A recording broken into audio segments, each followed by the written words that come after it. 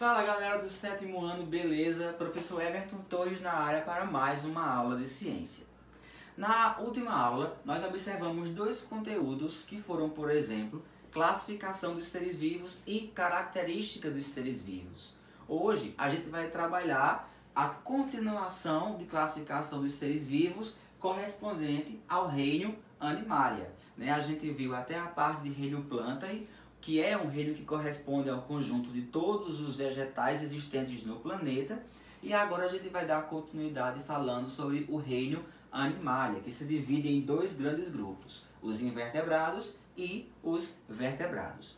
Mas antes de nós falarmos um pouco mais sobre cada um desses grupos, vamos elencar aqui para vocês algumas características que estão presentes em todos os representantes desse reino, ou seja, característica que todos os animais, de um modo geral, vão apresentar, tá certo? Então, em relação a essas características, nós temos os animais, eles são organismos pluricelulares, o que significa dizer que eles possuem mais de uma célula formando a sua composição estrutural, compondo assim a sua fisiologia, certo? Então, são organismos pluricelulares por possuírem mais de uma célula.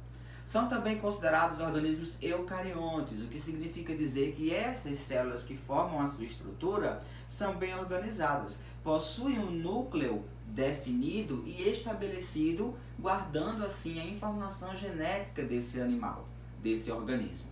E também são organismos heterótrofos ou heterotróficos, que significa dizer que eles não possuem a capacidade de sintetizar, de produzir o seu próprio alimento. Eles necessitam fazer a ingestão por meio de um alimento externo ao seu corpo, tá certo? Então eles precisam ir em busca do alimento, uma vez em que eles não são capazes de produzi-lo. Então essas são as três principais características que juntam todos os animais nesse grupo, todos os organismos neste grupo: pluricelulares, eucariontes e heterótrofos, beleza? Então, em relação à divisão em dois grupos nos quais os animais estão classificados, classifica-se como invertebrado todo aquele que não possui coluna vertebral. E o que seria a coluna vertebral?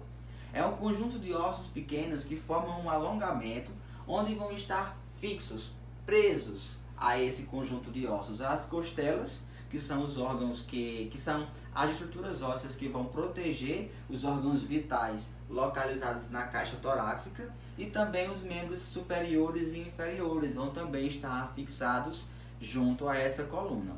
No caso, superiores e inferiores em relação aos animais bípedes, como nós, que caminhamos sobre duas pernas, né? E os animais quadrúpedes, que são aqueles que, por exemplo, vão caminhar sobre quatro patas. Então, vertebrado é aquele que possui a coluna vertebral, invertebrado não. E aí se classifica como sendo um organismo invertebrado, um animal invertebrado. Todos os representantes correspondentes a esses 8 filos. Por exemplo, poríferos, quinidários, platelmintos, nematódios, anelídeos, moluscos, artrópodes e equinodermos. Professor, eu nunca ouvi na minha vida tanto nome feio. Realmente são nomes um pouco complicados, mas pelo fato de vocês ainda não terem tido um contato próximo com eles, fica estranho, mas depois vocês vão ver o quão fácil é fazer uma distinção entre eles. Querem ver? Começando agora pelos poríferos. Poríferos. Pori vem de poro. Esponjas do mar. É o grupo, é o filo de invertebrados onde vão estar reunidos as esponjas do mar, que são animais sésseis, são animais fixos no substrato, que não se locomovem e que se alimentam por filtração. Em toda a sua estrutura fisiológica apresenta uma série de canais, que vão absorver a água do local onde ele vai estar inserido, por exemplo, o oceano, e essa água, trazendo consigo minerais, dentre outros nutrientes dissolvidos nela, vão fornecer esse tipo de nutrição a esses organismos. Então, as esponjas do mar são os representantes do filo porífera. Quinidários.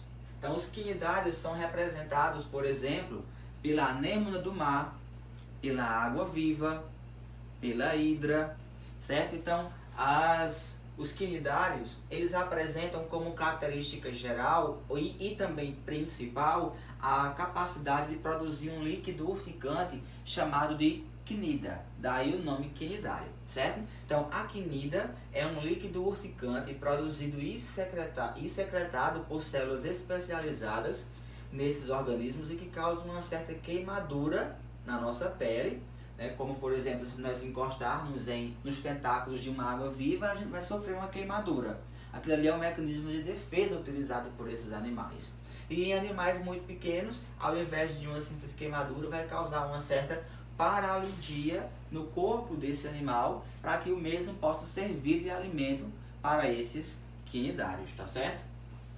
Platelmintos. Os platelmintos, juntamente com os nematóides e os anelídeos, formam 3 grupos de animais classificados como vermes, onde os platelmintos são vermes de corpo achatado, que nós temos como exemplo os animais de vida livre, como exemplo nós temos a planária, e os parasitas, como por exemplo nós temos a tênia, que é aquele verme de corpo bastante alongado, que geralmente se desenvolve no intestino humano quando nós ingerimos carne de porco ou de gado mal cozida, contaminada. Então, platelmintos, vermes de corpo achatado. Exemplo, tênia. Os nematóides correspondem ao grupo onde vão estar inseridos os vermes de corpo cilíndrico.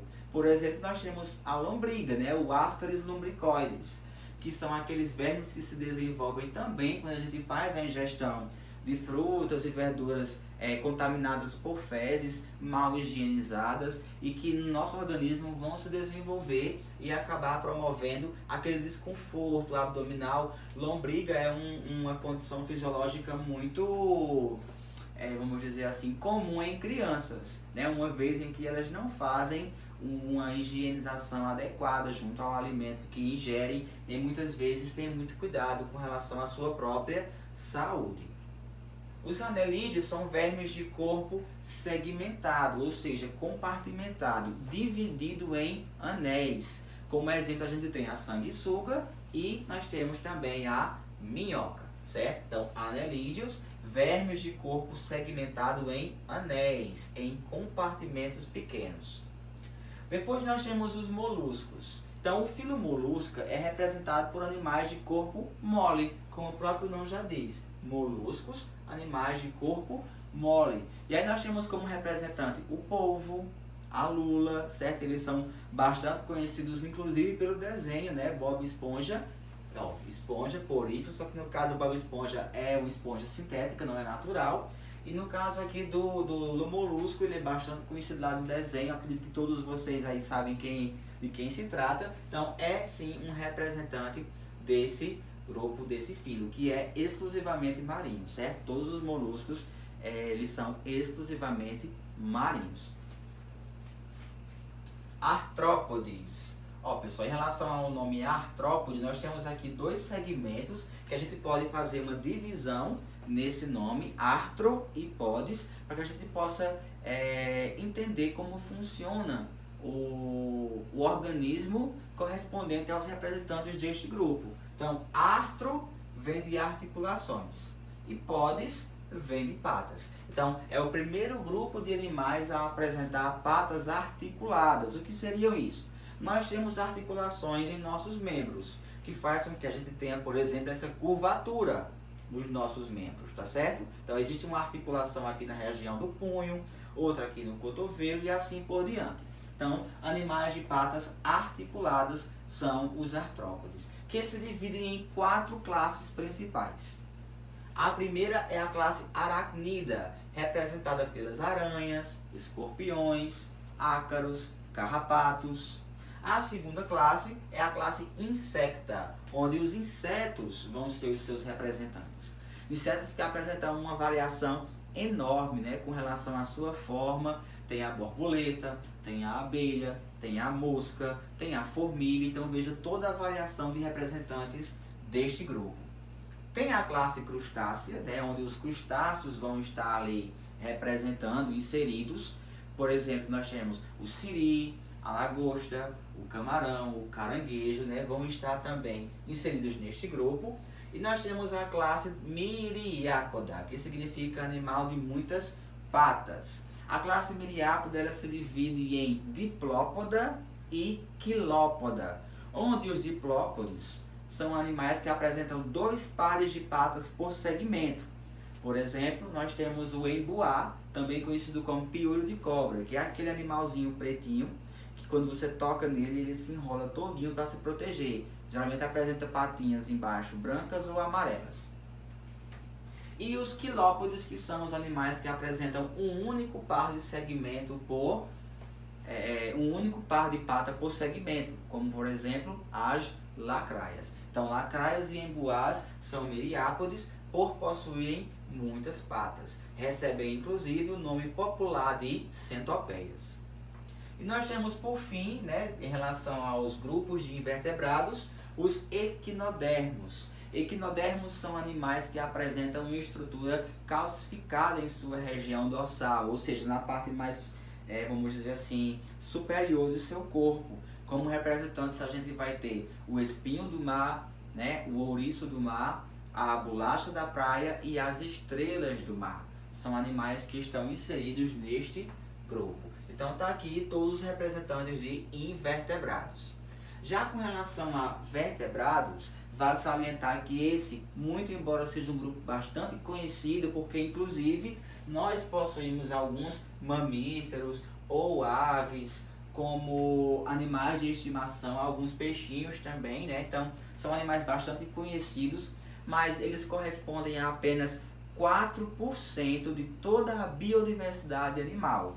Os outros 96% vão corresponder aos invertebrados. Para e pensa, quando você analisa aí os insetos, só os insetos que na verdade é uma classe de artrópodes, um único grupo. Existe uma quantidade absurda de espécies, tanto em número de indivíduos como em número de espécies. Logo, esse grupo ele é bastante biodiverso, por isso ele corresponde a 96% da representatividade do reino Animalia, tá certo? Então, em relação ao grupo dos vertebrados, nós temos primeiramente os peixes, né? Organismos que apresentam o hábito de vida aquático, são exclusivamente aquáticos, né? Tanto de água doce como salgada, e que possuem escamas ao longo do seu corpo, além de nadadeiras, facilitando assim o seu deslocamento nesse tipo de ambiente em que eles vivem. Anfíbios, como o próprio nome aqui significa, né? Bio vem de vida, anfi vem de 2 ou duplo, animal de vida dupla. Como assim vida dupla, professor? Os anfíbios são animais que apresentam 2 tipos diferentes ao longo da sua vida. Esses tipos vão ter uma relação íntima com o tipo de ambiente em que eles vivem. Por exemplo, enquanto jovenzinhos, né, depois da eclosão do ovo, vai haver o comportamento de eles necessitarem habitar o ambiente aquático, né? O tipo de ambiente deles será aquático. Logo, eles são chamados de girinos. Então, eles vão apresentar geralmente uma cauda que faz com que seja promovido o deslocamento dele nesse ambiente. Então, são animais aquáticos. Em seguida, ele vai sofrendo metamorfose na medida que vai envelhecendo, e ao atingir a fase adulta, ele já tem desenvolvido tanto membros anteriores e posteriores, como também pulmões, o que vai fazer com que ele possa ocupar o ambiente terrestre, tá certo? Então, anfíbios são animais de vida dupla por pertencer parte da sua vida ao ambiente aquático e outra parte ao ambiente terrestre.